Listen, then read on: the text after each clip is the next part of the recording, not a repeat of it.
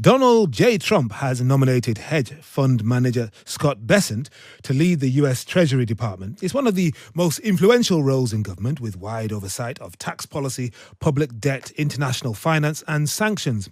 Following a series of cabinet announcements and White House appointments late last night, Donald Trump's top team is almost complete ahead of his return to the presidency in January. Now, one of the things that's striking when you look across the names is how many of them come ready-made for TV, whether it be former Fox News anchors and contributors, or picks from the entertainment world like the TV doctor, or physician Dr. Oz, and WWE co-founder Linda McMahon. I'm joined now by Steve Herman, Voice of America's chief national correspondent and author of Behind the White House Curtain. Steve, hello.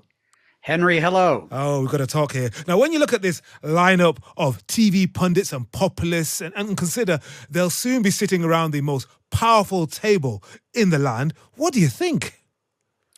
Well, we've heard a phrase from Donald Trump many, many times, which is a phrase of praise, obviously, straight from central casting. So as you pointed out, a lot of them are made for TV. They are people he is familiar with from Fox News. Some of them have been frequent visitors for having dinner with him at his Mar-a-Lago country club in Florida. Almost all of them have a track record of being what we would describe as Donald Trump loyalists and proponents of the Make America Great Again political philosophy. And if you say that they've really been selected for how well they defend Trump on TV, as opposed to their actual expertise, what trouble may lie ahead? Well, we've seen this in every cabinet from both presidential picks from Republican and Democratic parties in the past. Not every cabinet appointee gets confirmed. Most do these days, or they withdraw, as we saw the other day with the nominee for U.S. Attorney General. But there's always seems to be one or two that may flounder.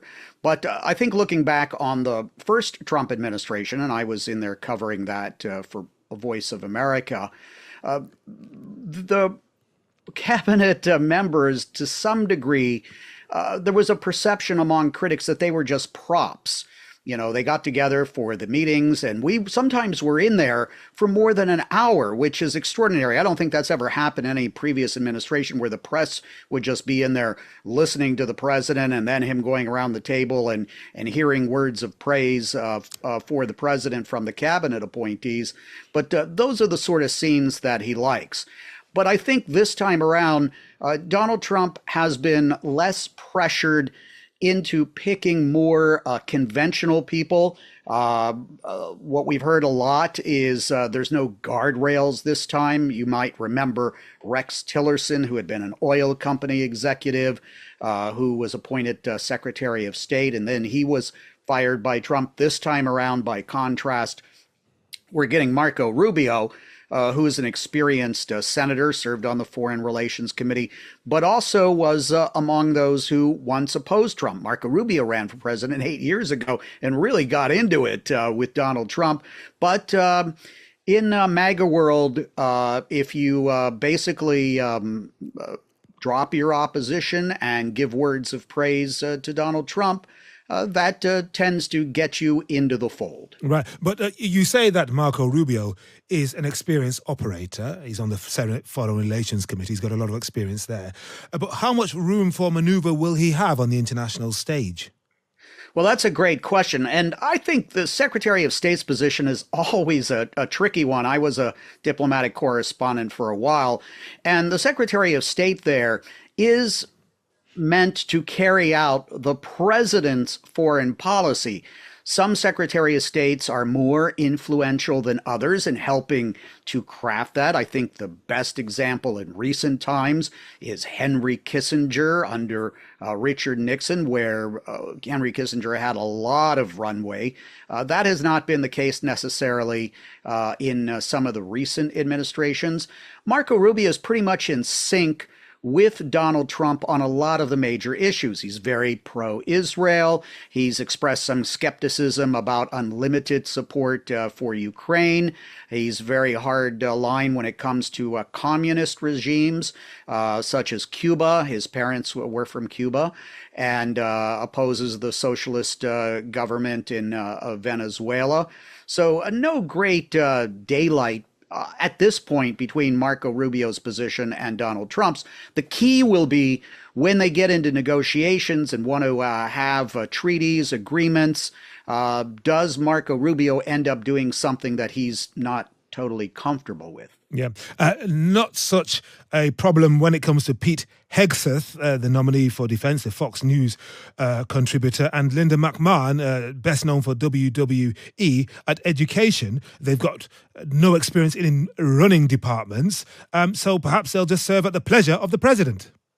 Well, Linda McMahon was the head of the Small Business Administration in the first Trump cabinet, so at least she's had a taste of government. And the mandate from President Trump and his supporters has been to abolish the Department of Education. So Linda McMahon is, I guess, supposed to pull the levers on the wrecking ball.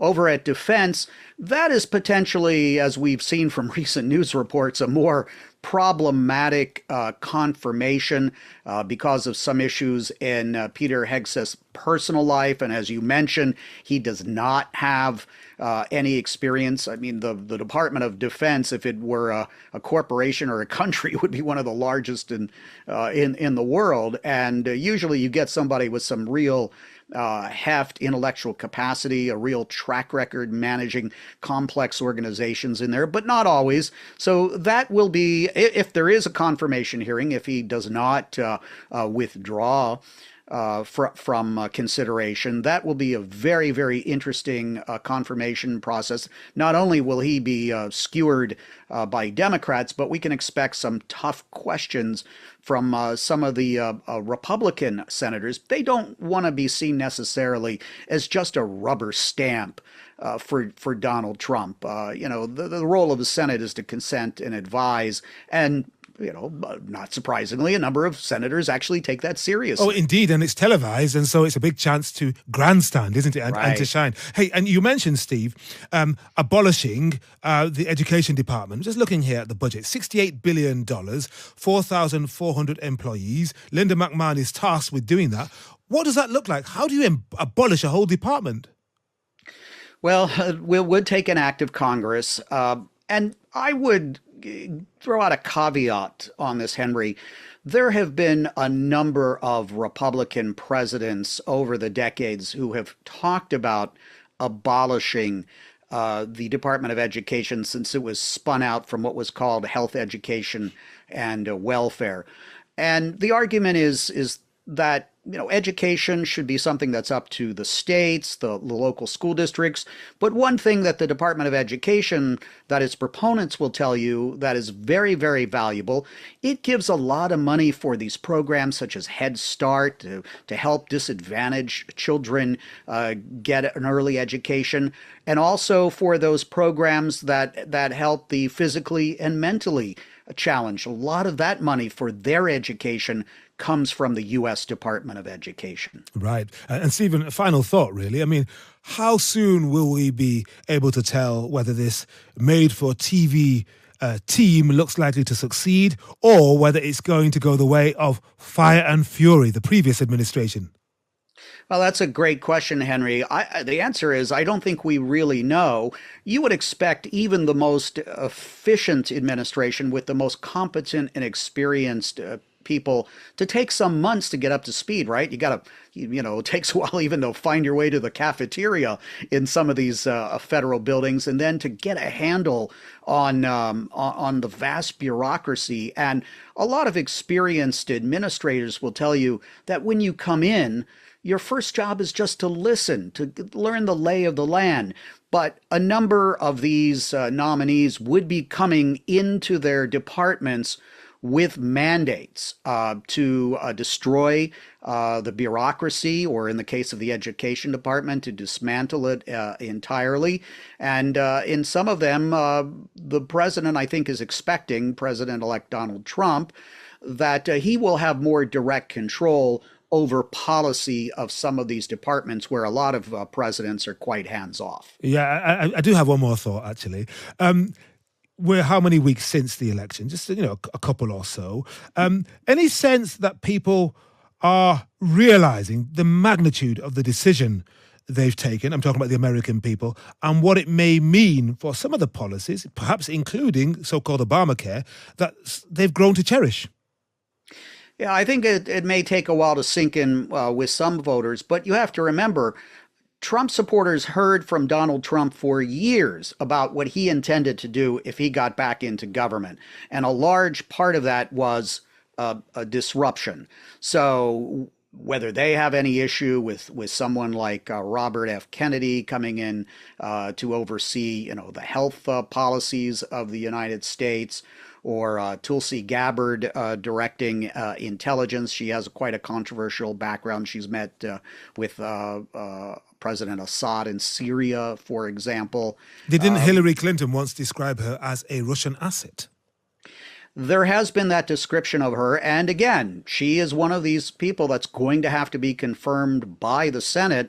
And that hearing, I assume, is going to be much watched television for across the political spectrum in this country. All right. Steve, thank you very much indeed for joining us. Pleasure talking to you. That's Steve Herman, Voice of America's chief national correspondent and author of Behind the White House Curtain.